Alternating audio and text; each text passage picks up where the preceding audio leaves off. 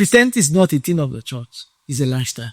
One of the ways to know how to do things is also to know how not to do things. The church should not be a one-man show. The church is like a body. As important as the head is, it's not just about the head. Every part fulfills their role. What makes someone sick is just one organ not performing its role.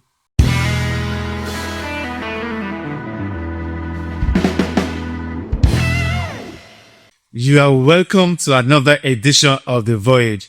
And my guest today on The Voyage is a friend, is a brother. I mean, he wears so many caps when it comes to our relationship. Today's voyage is not just about geographical location. It is about a man who has transitioned from different endeavors of life and who has seen life in different forms and in different shapes. So today's voyage podcast is going to be exciting. It's going to be fun. It's going to be inspiring.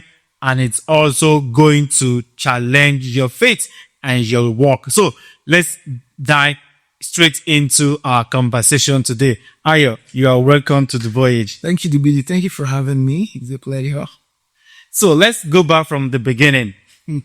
All the way from Abeokuta, southwest in Nigeria. Yeah. Right? You grew up as a pastor's child. How was life growing up as a pastor's child, knowing that there were certain expectations that were placed on you, which you didn't sign up for, right? Yeah. And how did you combine that, being a child that just wants to live their life without all of those expectations and responsibility? Well, living in the pastoral and then being a pastor's child comes with a lot of expectation from people. I mean, the church members have the expectation, the community have the expectations. There is standard of life they automatically placed on you, even some of them unknown to you. So in the community, you cannot fight like regular your friend or your neighbor in the community. You cannot walk on the street without greeting people because they say, you, The pastor's child. And then much more, well, in our father's days, it was like we're serving the church. We're doing everything. We would, the church had the sexton, but we take the role of a sexton. If for any reason the sexton is not available, we wake up very early to get the church ready for early morning prayers in those days, like, a 6 a.m. prayer that people come to the church early in the morning to pray. You basically were the church secretary. We get the bulletin ready, printed. So all of those things. But the truth is that all of those things contributed into making us who we are today. It is possible to be involved in all of those routine and activities without having a genuine faith and a genuine walk with the Lord, right? So at what point did you find meaning and an identity beyond the routine and the activities of being a pastor's child? Well, that's very correct. Being a pastor's child for me just gave me some moral lifestyle. And we didn't really make much meaning until I personally found God to be my God, not just the God of my father. You know, there was a pressure of doing because our parents wanted us to do it. True. And so we were going regular in church. We do everything possible in church, but it wasn't really mixing the personal faith. But there come a time that I had a personal encounter with God. And that changed the premise at which I was doing those things. So I wasn't, it translated from doing what my father wanted me to do. And some of those times you do it grudgingly, but then my church life became a personal affair between me and God. What was the turning point for you? And what was responsible for that turning point? Well, I was under administration. I attended a revival service, and the message in the midst of all this, I lived in a kind of fear. There are a lot of things I cannot do myself. I mean, like, if it is night, there are places I cannot go. So to walk our street was difficult because there used to be a cemetery down the road, So, but the message that day opened my eyes to a new life that is void of the fear I lived in, and then that makes my morality nothing. I mean, I was a friend boy. I was living. I didn't have many vices. I wasn't smoking. I wasn't married. But I was also moral. But that message opened my eyes to see that my morality will take me nowhere. So that translated into accepting Jesus as my Lord and Savior. And that changed everything for me. What are some of those practices that you have to unlearn because of you being around church? But now that you're beginning to develop a much more deeper level of intimacy and work with the Lord, was there some things that you have to unlearn? For me, before that time, where we do a family devotion, Okay. and there was no emphasis for personal devotion, do family devotion, and that it is sometimes you come there reluctantly, you want to sleep, you want to all sorts of things. But one thing that was very instrumental to my growth was my involvement in Baptist Student Fellowship. Shortly after giving my life, probably about 2 years after, I was made the Bible study secretary of my church fellowship, my student fellowship in the church. And then came upon me a sense of responsibility. And so it drew me to some time of personal study. Even though the original goal was like, you as the Bible study secretary, there shouldn't be any question that will come up in the Bible you'll not be able to answer.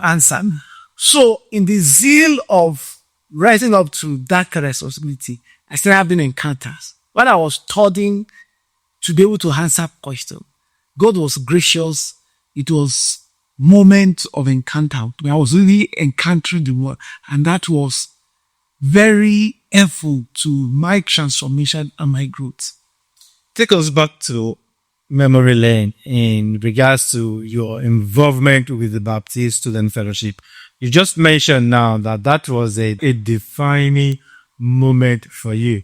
Can you share one or two instances during the course of your involvement with the Baptist Student Fellowship that has shaped who you are today? So my involvement in BSL was a very fundamental one through my life because I think it as one of God's greatest investment in me, in the sense that it brought me into very productive, rewarding, and mutually edifying relationships. Number two, it also gave me a platform to develop the gift and the grace of God all my life. It came with responsibility. For instance, in corporate places I've worked, there are hardly a letter that goes out without either originating from you or having my handprint. And how did I learn to write letters? It was on the BSF.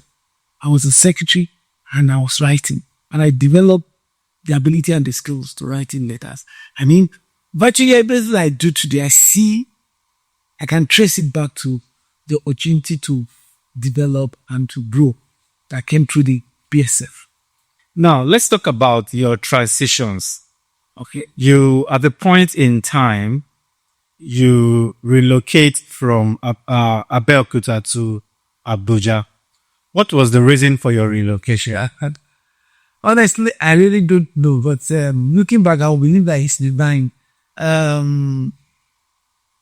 Somehow, when I was preparing for my National Youth Service program, I kept just telling people on campus, I'll be going to be serving in Abuja. I kept sharing that, and it came to be it wasn't that I did anything about it. Was it because you see Abuja as being you have better opportunity for a greener pasture? Well, it's not about greener pasture. For me, even at that time, my life was just focused on doing God's will. And if there was any attraction per se, it was the fact that, okay, it was close, it's closer to Boko than where I was. And I felt, okay, being at the center of the mission will also enhance my outreaches to all over the relationship. So it's easier to reach, to have a wider reach than being in the Southwest that I was. So that was just it. So when you relocate to Abuja, Yeah. were you in pursuit of a dream? Or were you running away from something? Or were you running after something? And what were some of major lessons you learned during those early days of your transition to Abuja? Well, basically, I was actually in pursuit of opportunity to express God's grace, to fulfill life destiny, to be all that God would have me be. I didn't see it at that time that it was going to take me far away from my locality, where I'm used to, where I have friends, where I have families. I remember my first night in Abuja. I came through a night bus to Abuja, and as I got to the room, I said, wow. I started crying. Really? Yeah. It was lonely. Tears started dropping. Hey, why did I come to this place that I can't quickly say I want to? I mean, the distance was very overwhelming for me that, Wow. I came this far. I can't say, oh, I want to quickly go home. I want to quickly see this one. So tears dropped my eyes. So for me, I didn't ever say that it was going to be that taking me far away from my comfort zone. But looking back today, I'm grateful to God for giving me that privilege, because also it gave me a route to face challenges that made me a better person. So, You talk about crying on your first night of moving to Abuja. Why did you cry? I mentioned that it just dawned on me. I traveled all night. That's like about 10, 12 hours. So I felt, wow.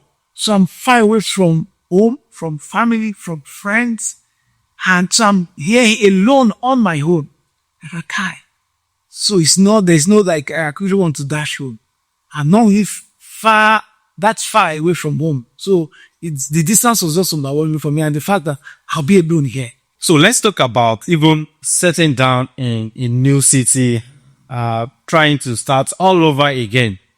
Yeah. What was it like for you, career-wise? It was very challenging. Like I said, I came to actually serve in Abuja. I went to serve in Abuja. And after my service here, I believe that God was asking me to stay behind. I believe strongly. I mean, I had that word that tarry in this place. And so I made up my mind to Stay back. be convinced that God will have me stay back. But it wasn't an easy one. I mean, I remember for about 3 years, I had nothing tangible doing. And 3 years? Yeah, and in those 3 years, I had opportunity outside of Abuja. Wow. So why did you stay? Well, I feel very persuaded that God will have me stay. And it came with a lot of challenges, from not having a place to live, from squatting with someone, from not even having more transport money to move around, from not having where to stay. I remember at this stage, my regular place of stay was an uncompleted building in the church. Really? Yeah. So, because now the church is central, and so instead of going back and forth for transport, we decided to be staying there. So I had another friend who came to San to start staying. Staying, living an uncompleted building? Yeah. Wow. Just because you were persuaded Sometimes I was persuaded. that this is where you should stay. Yes, that was it. I mean, then I remember one of the people I know told me that, said to me that, So God says you stay in Abuja. It's God saying you should die in Abuja. Because that's what was looking to him. But for me, beyond the present experience, beyond the physical convenience, I was seeing something greater. I was just persuaded that this is, for the moment, I'm supposed to be here. And so I wasn't dissuaded by the other opportunities opening up somewhere else. Even though you had more promising opportunities elsewhere. Yes, I have. But you decided to stay back in Abuja. So how did you now begin to find your pathway career-wise?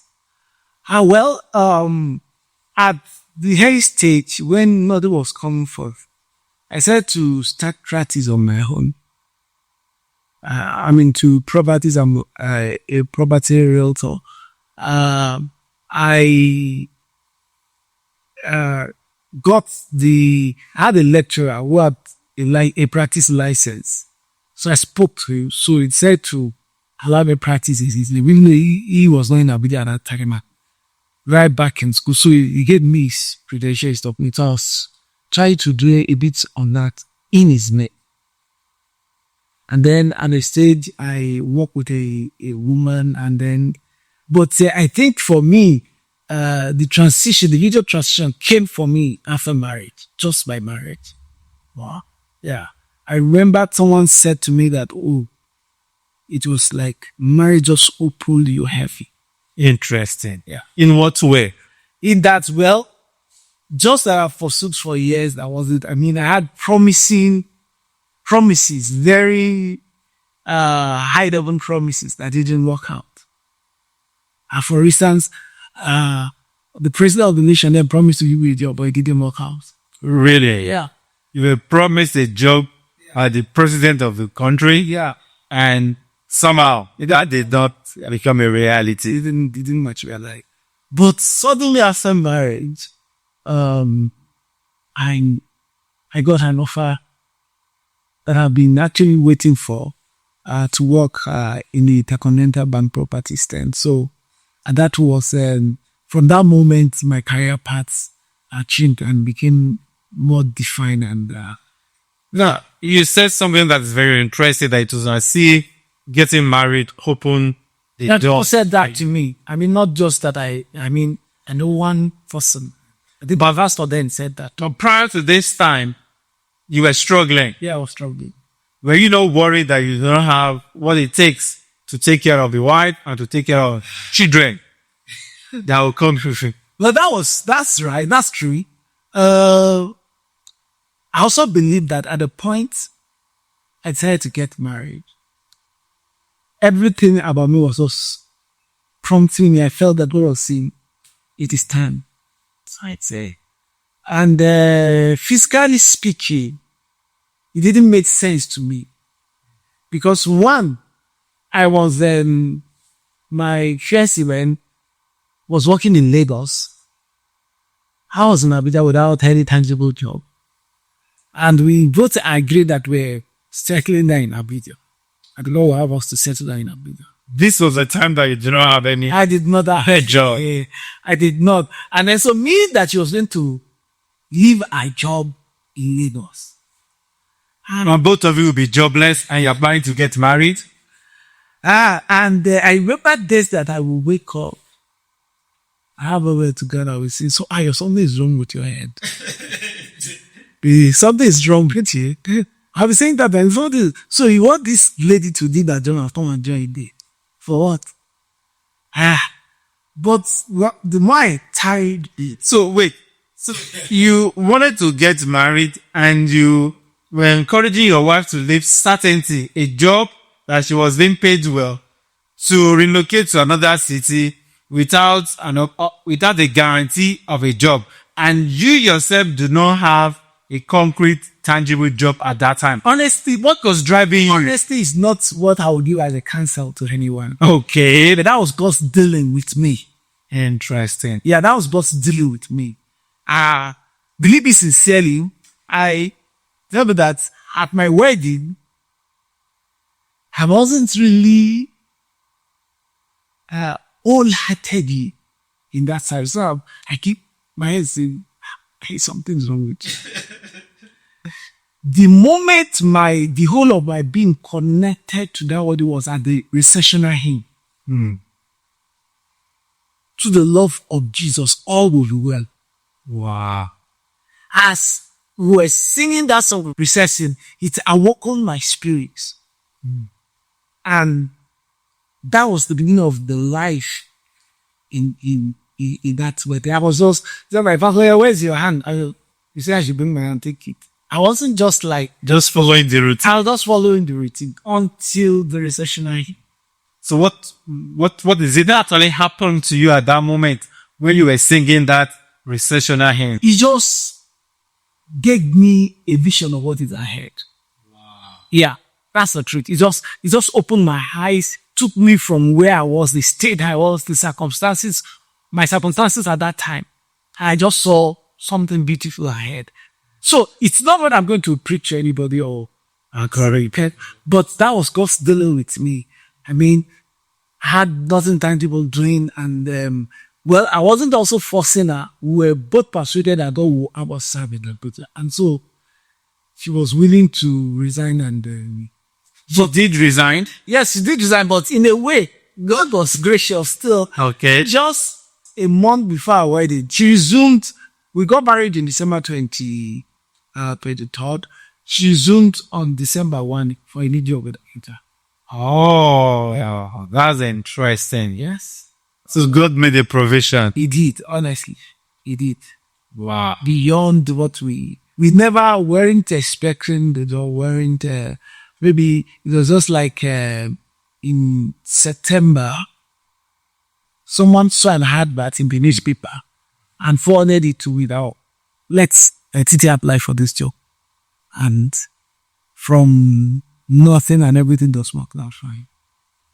So you combine two different ministries, two different professions together, as you are trained within the real estate field, and you're also trained. You've been to the seminary to be trained as a pastor. Yeah. Right. So how are you able to merge these two together? Well, being trained in the seminary in itself, it's just an opportunity to learn more. Okay. I don't see that's adding to who you are. I mean, adding to your work with God, really. But for me as an apostle, I believe that my relationship with God has bearing on all that I do and all that I am. So I am not just an estate umbrella. And a child of God sent to that field to manifest God, to represent God. So my vocation is a lifestyle. Wow. Interesting. It should be a lifestyle, a life yielded to God. So it doesn't matter where I am or what I'm doing. I should be whom God has called me to. So the Christian life for me, ministry is just, you do ministry, you can do ministry in the marketplace. So it's not just being a Christian, but the Christ likeness, the Christ life must manifest in you wherever you find yourself. So Christianity is not a thing of the church, it's a lifestyle. So talking about being, expressing the values of Christ in your day-to-day activities, even in your work. What been through instances where you are faced with opportunities to compromise your faith in the line of your work in the real estate field, and how did you manage it? Well, I remembered the one that usually readily comes to mind was when it involved some government officials requesting that we should provide valuations and inflate the value. Really? And it came with a very juicy offer. Tens of millions was to come, but I didn't I didn't think twice, just saying, no, I can't do it.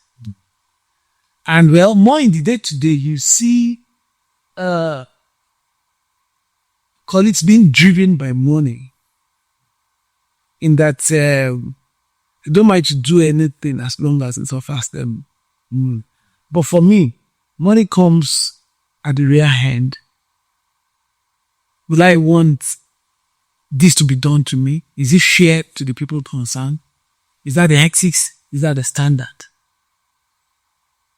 Does that reflect, will I be representing Christ well in all of this? And even with my people who work today, we had moment of arguments on what should be our position in certain things. So for me, it's not about just making money or making it in a godly. Not just making money, but making it in a godly way. Yeah. And so it appears that money is not the major driving force for you. No, money is not the major driving force for me. Why? Well, like the Bible says, the love of money is the root of all evil. I have more satisfaction with meeting people's need than what they give me. So if I'm able to help you, if I'm able to help you meet your need, get your desired results, that alone is fulfilling for me. So either money comes from it or not. There's this sense of fulfillment that I have and derive from being helpful to people. So I'm happy and I feel fulfilled if your needs are met. Earlier on, you said that going to the seminary to be trained was an opportunity to learn, right? Will you also say that going through that process deepen your walk with the Lord? Not really, honestly. Really? Yeah, not really. The nature of the environment is, if you are not deliberate, it will, for instance, you have piled up assignment. It takes courage to wake up in the morning and say you want to pray. You want to have your devotion, meditation, to even study your Bible. The workload is so much that if you are not deliberate, your Bible become dusty. Wow. I said, well, you use it in the class. But for personal study, it become dusty. That's the nature of the load or the workload you have in the seminary. So, will you say that is counterproductive? Well, not really. Now, one of the ways to know how to do things is also to know how not to do things. Very true.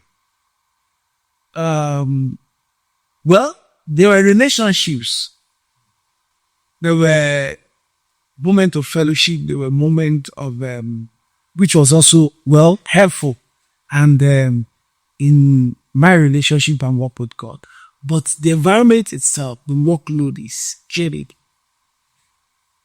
All right. So you were trained, apart from your training in the real estate field, being trained as a pastor, but you are not officially pastoring a local church per se. That seems to be unusual. So how do you carry out your ministry? Well, for me, first, ministry is not a pulpit thing. Okay. Ministry is first influence. It's influence. Ministry is influence. Yes, it's influence. It's influencing people from God. It doesn't have to be on the pulpit. Your lifestyle and the way you can impact people's life. Doesn't have to be on the stage or on the pulpit. You can have a one-on-one relationship with people and be of great influence to them. So, for me, ministry is not all about the pulpit. It's about influence, which can come in at different time and different situations, circumstances. For instance, if one night I was driving home and then there was a traffic on the track. I decided to take another road, and while on that road, which is a bit not very impossible, the person driving in my side, his car broke down in my front. So I waited to say, oh, what happened? He said battery. Okay, so I parked and went to him and offered him help. And he said, oh, after I said, oh, you're an angel. I said, well, it's just all about Jesus living in me. And you can be better off if Jesus lives in you too. So, it was an opportunity. It was just on the road. And there were no crowds, just between me and him. And I believe I communicated Jesus to him. Not just by word, but by the heart. So there are a number of times that a number of opportunities in our daily life, people should see Christ in us. And just like the first disciple, when they were called Christians, it wasn't that they saw them preaching. They saw a lifestyle in them and they could relate them to someone. Earlier on, you said that going through certain period, especially maybe through the seminary per se, shows you how not to do certain things. Yeah, that's part of the learning there. It's part of the learning, showing you how not to do certain things. Yes. Now, when you look at the church structures and how we do church generally today, what have you learned that has shown you how not to do church or be church, whichever way you want us to, take our chicks? Well, one of the problems that I see in today's church is the church has become like a cinema hall, a theater, where you have one superstar performing. What? And every other person is in the audience watching a superstar perform. And I don't think that's God's design for the church. Wow. The church should be a place where everyone who has a relationship with God has an opportunity to express the grace of God on that. The church should not be a one-man show. The church is like a body. As important as the head is, it's not just about the head. Every part fulfills their role. And I tell you that what makes someone sick is just one organ not performing his role. So if I someone lying there in the hospital bed, it's just one or more organs that is not functioning. And that's the state of the church today. Many parts of the body are not functional. Wow. And I believe that's why the church is sick. But somebody will say that, well, you have people who are in the ushering unit, people who are in the choir, that people are doing different things, functioning in one capacity or the other. So what do you say to that? Well, that's true. And that's true. But much more than that is important. Much more than that. For instance, I don't believe that because I'm the pastor of the church, I must preach every Sunday. But that is what you were employed to do.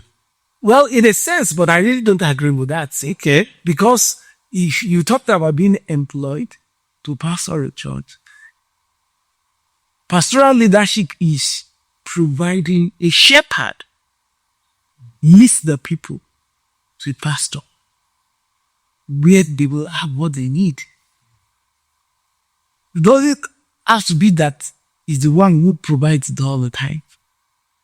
You can make arrangements. If you feel, there's a field somewhere better than you, lead them there. So for me, the pastoral work doesn't mean you have to be kind of everything. It's more of providing leadership and exploring, developing the various graces, the various graces that are available in the church. Because you see, the Bible says that He calls some to be teachers, some to be apostles, some to be prophets, some to be teachers, some to be pastor. Say for the perfection of both sexes. Very true. So the church is not a place for one man show. And I dare to see that no matter how anointed a man of God is, he doesn't have all that the people of God needs. God, by design, chose not to put everything in one. He chose to scatter it in various so that we can live dependent on each other. So what will you consider to be maybe one of the hardest or the most difficult or challenging transitions that you've been through in life, and what did you learn from those? Challenging, most challenging. Let me think of that. What for me, every moment comes, I believe every moment and season comes for a purpose. So, what I seek to do is to make the best of the season. I move away from it. So I'm not someone that dwells on when I think one of the most challenging moments I remember is transition at the state that I was pastoring the church. Oh, really? Yeah. So what happened?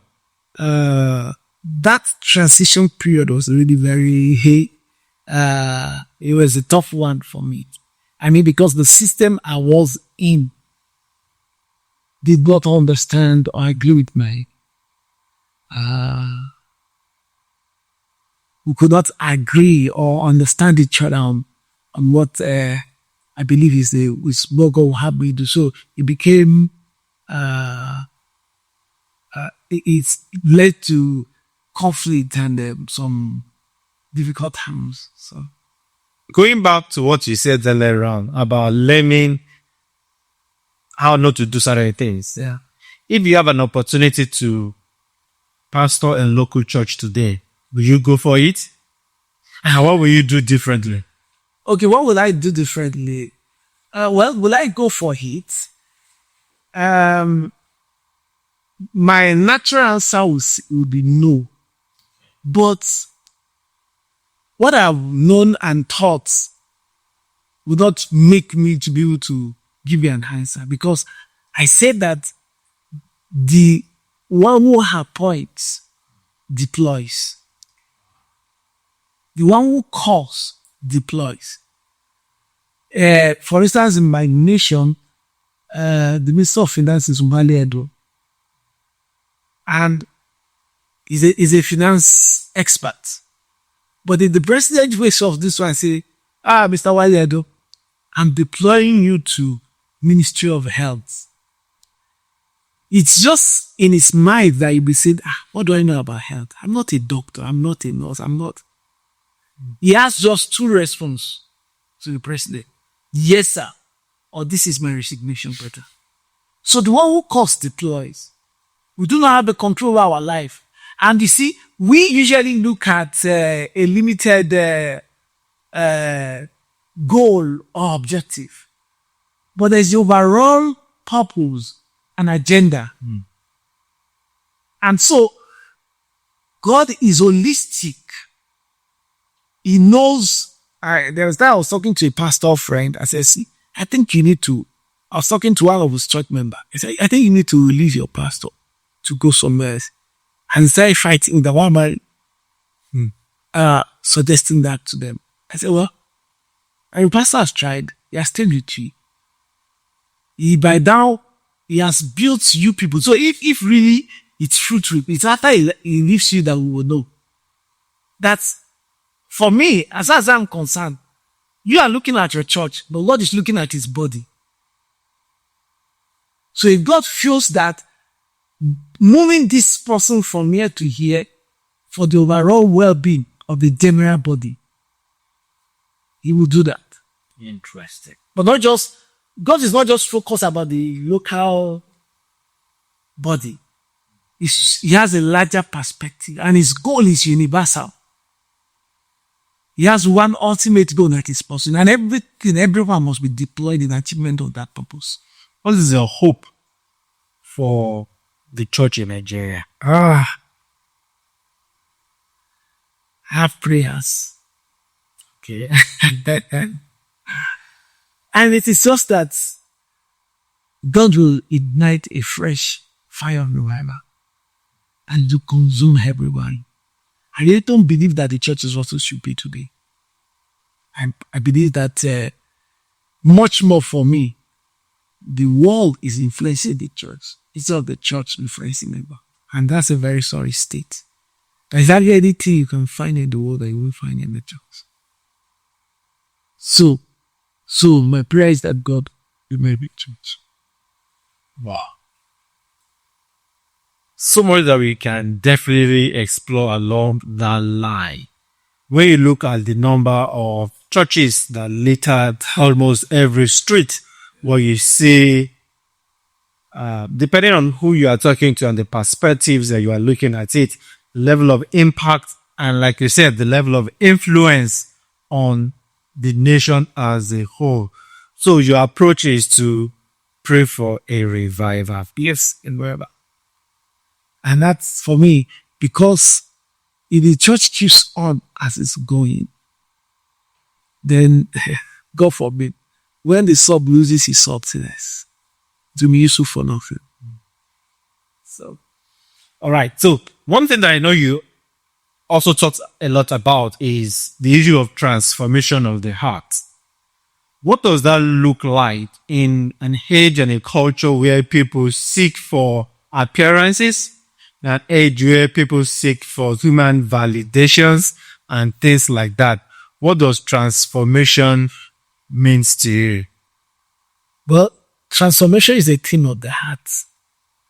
It is the transformation of the heart that will reflect outside. Okay. If the transformation is not a thing of the, even though if that's not happened in the mind, in the heart, then it will just be cosmetic, makeup. Just like someone who is dark in complexion can put on makeup that will make he or she light in complexion. And then, for instance, even surgery, gender surgery does not change your gender, because who you are is not just a function of your sex organ. Every detail of yourself is wired either as a male or a female.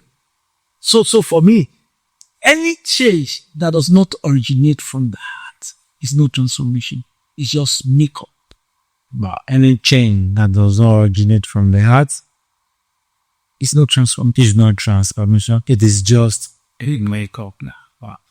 So along that same line, how do you handle disappointment or failure? And how do you guard your heart against bitterness and disappointment? And well, the first is to know that we're all human. And the parable of the servant who owned his masters.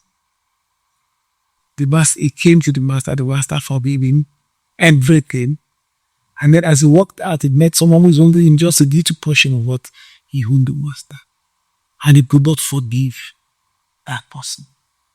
So, one is that I kept a faith that God had seen we're all human. And we're all on journey to perfection. So, if I have weakness, I should expect you to have weakness. And if your weakness is in the area A, mine may be in the area B. And the person who is accusing, generally it's just the fact that we must be able to put ourselves in the shoe of others. And one of the things I learned to this to draw a line between me and God, and me and my fellow human being. So what I expect of God, I should extend to others around me. You have a husband and a father. Yes. What do you hope that your children, will, when they reflect on your relationship with them, how do you want to be remembered? What do you want them to know you for? Well, I want them to know me as a father who loves God, who loves their mom, and who loves them. That's simple and straight to the goal. Yeah. So, reflecting on your journey in life, what is the next stage? What is the next transition for you? Well, I'm not able to answer that question in tangible terms, and because of what I told you earlier. I'm not the owner of my life. He owns me. And it is the use to which he puts my life that is the best. So I'm in his hand. My desire is to have a daily closer walk with him and to be fully surrendered, with removing every barrier and obstacle to him making the most of me. That's all. So I am in his hand. He deploys me where he wants me to be. I own nothing for myself, and I seek to do nothing for myself. I seek not for my own no. So let him just be the way. So for me, it's in his hand. I have aspirations. What are your aspirations? I'm curious. Well, I'll still go back to the same way that my greatest desire is to be the best he will have me be. And that depends on where he wants to lead me. I currently reside in Abuja, Nigeria. If he wants me to be in Maiduguri, and I don't think so. So I wake up every morning waiting on him to say, okay, this is. So I have no personal ambition, so to say. I have nothing the whole to give man. So, but that's the way I can. So you just said you have aspirations. So now tell me 1, 2, 3. What are your aspirations that you're looking forward to in the next 3 to 5 years? Well, what I'm looking forward to is, okay, how better can I influence people more for Christ?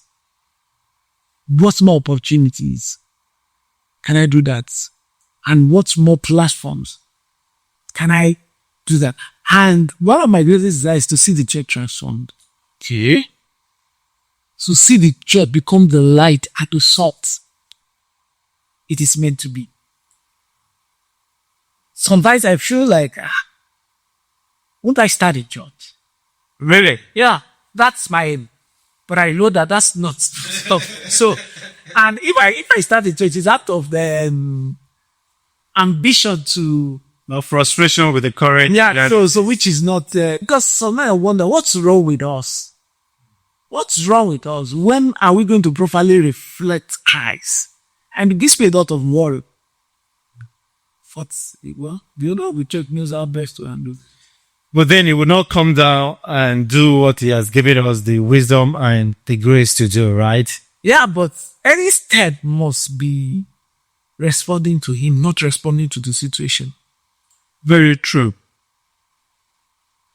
So our response must be to him, not to the situation. That's my belief. But he had also given us a clear mandate. Occupy till I come. Yes, occupy till they come. But you know that when the master called the servants, he assigned them specific. Yeah, the kingdom is large. And for the purpose of order, he assigns specific. So it's not just that, it is my father's house. I do what I want to do. In such a situation, these siblings will start fighting. So God assigns specific rules and tasks. And so for me, I don't want to respond to the situation. I want to respond to him. Or else, I will end up becoming part of the disorder. Still talking about church transformation that is very deep and core to your heart. What role do you think having a thriving, authentic, organic community of believers play in seeing the church to be how God intended it to be? Well, that's really what it should be. Because you see, like I said, the church is a body. And the body has its way of functioning. The body is not just an attachment to each other. There's the see part of the connection. The hand is connected to the head beyond the visible. True. The eyes is connected to the leg beyond what we see. There's an organic connection. They're not just an attachment, they are part of each other. And it is in that way that the body functions properly and well. And so, that organic setting you're talking about, that's what the church should be. It's not what it is. And so, for the church to be able to fulfill and take its place in the society, it has to be that. And unfortunately, we are quick to take a form, a system, a structure. Their structure is good, but structure is made for the body, not the body for the structure. So structure is not a job that I came, and is not cast in stone. Every church must be able to wake up every day and say, God, what will you have us do? And how will you have us do it? And that would determine what structure to be. Fascinating. In a season. That is a very strange and very popular idea. At the church in Antioch, they were enjoying fellowship, worship, and service of God. They were doing really well. But in God's overall purpose and agenda, came and said, you people, put for me Saul and Barnabas for the work that I've assigned them. So it wasn't that they left because they weren't having a sense of fulfillment, they weren't having roles, they were functional, they were a blessing, they were enjoying God. But beyond that comfort, God has an assignment for them. So, and that's what it should be. The church must be organically connected.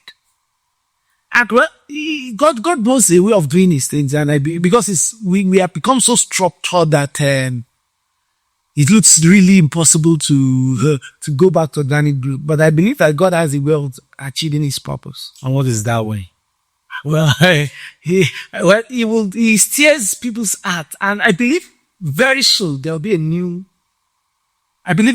movement is emerging already. A new army is coming up from God. It will not be about structured denominations or systems. People will be willing, who will seek to understand his main pattern. Well, we can keep this conversation going on. But on that note, we'll wrap up today's edition of The Voyage. It's been an exciting and a fun time, and also a challenging time talking with Ayoola. Ayoola has been, like I said at the beginning, a friend and a dear brother. So, as we explore the different aspects of the voyage, even of the church has gone through several journeys, and the hope and the aspiration is that the church will triumph one day. Amen. Till we see you another time. Keep the voyage going.